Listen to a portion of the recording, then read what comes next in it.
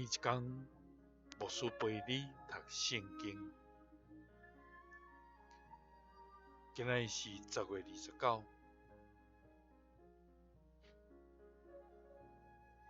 咱要来看提摩太前书1章18节到20节。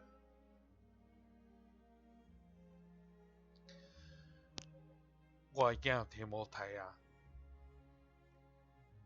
照以前关系你所讲的有言，我将这个命令交托你，互你通用这个有言去征战应该赢的征战。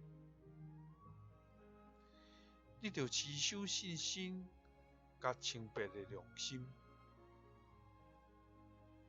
有一寡人放杀良心，直到信心亲像船搁浅，其中有富米奈甲阿里山大。我已经将因交予撒旦，互因受教示，无搁谤读上帝。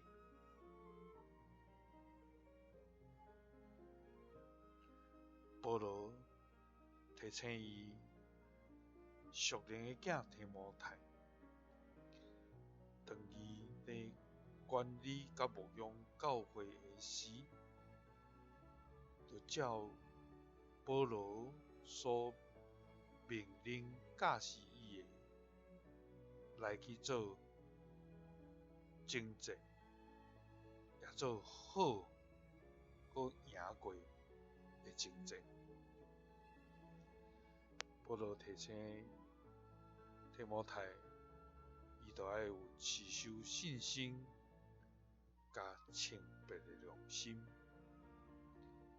因为有一寡人，伊放杀因应该有的良心，直到因的信心就受影响，亲像船伫遐搁浅，无法度搁行。所以，伫咱的生命中间，咱是毋是犹原有持守咱起初的信心，以及保持清白的良心也无？求主帮助，互咱亲像提摩太受保罗所提醒，伫信仰中间会通持守，甲徛在，互上帝来欢喜咱的所做。愿主使咱困难来行，耶稣听你，使你